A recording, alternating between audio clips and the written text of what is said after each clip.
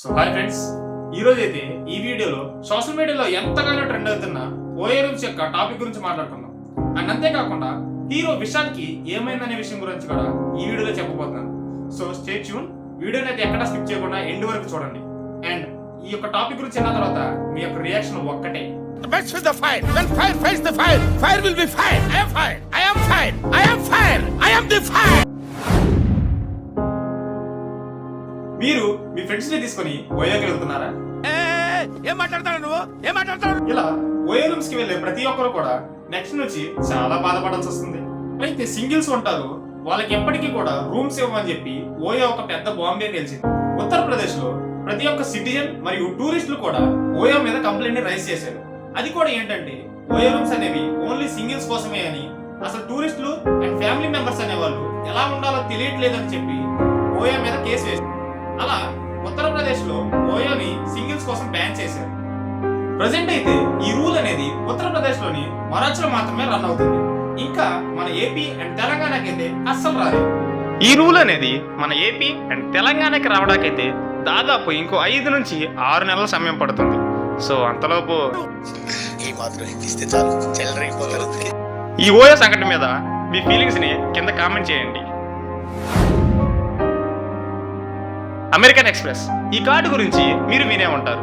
అయితే ఈ కార్డ్ అనేది అమెరికాలో ఉంటుంది. అయితే ఈ కార్డులో దాదాపు gold card, platinum card and black card అని 3 టైప్స్ అయితే ఉంటాయి. ఈ కార్డు గురించి మీరు లక్కీ భాస్కర్ మూవీలో చూసే ఉంటారు.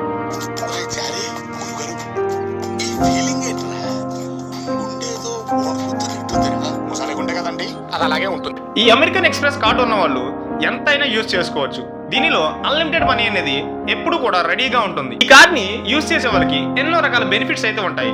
వాటిలో కొన్నిటి గురించి ఈ వీడియోలో చెప్తాను. అది ఏంటంటే మీరు ఎయిర్పోర్ట్స్ లో అన్లిమిటెడ్ లాంజ్ యాక్సెస్ ని మీరు పొందవచ్చు.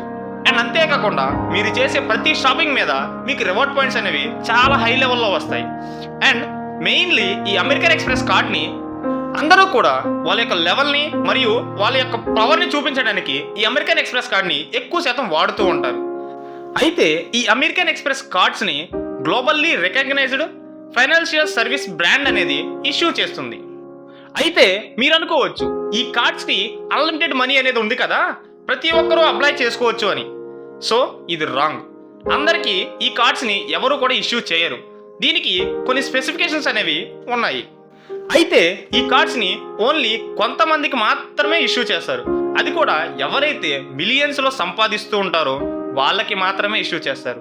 ఫర్ ఎగ్జాంపుల్ మనం ఎలోన్ మస్క్ని తీసుకున్నాం. ఆయన ఎంత సంపాదిస్తాడు కాబట్టి ఆయనకి అమెరికన్ ఎక్స్ప్రెస్ గోల్డ్ కార్డ్ అనేది ఉంది. అయితే ఎంఎక్స్ తెలిపిన దాని ప్రకారం ఇప్పటి వరకు దాదాపు 1,00,000 అమెరికన్ ఎక్స్ప్రెస్ కార్డుని ఇష్యూ చేసినట్టు చెప్పారు. వీడియోని ఎక్కడి వరకు చూసారంటే మా నాలెడ్జ్ అనేది మీకు ఎంతో కొంత వర్త్ అని అనుకుంటున్నాను. సో ఇక్కడ వరకు చూసారు కాబట్టి వీడియోకి ఒక లైక్ చేసి మన ఛానల్కి సబ్స్క్రైబ్ అవ్వండి.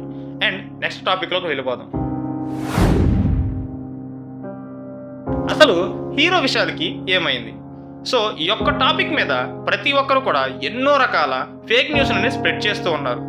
అండ్ అసలు అంత ఎనర్జెటిక్గా ఉండే పర్సన్ అనేది జస్ట్ మైక్ పట్టుకొని కూడా చాలా షవరింగ్ అయిపోతున్నారు. అసలు అక్కడ కారణం అంటూ ఏమీ లేదు.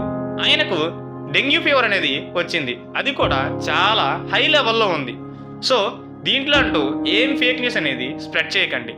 అండ్ ఇలా ఉండి కూడా సినిమా యొక్క రిలీజ్ ఈవెంట్కి ఎందుకు వచ్చారో తెలుసా?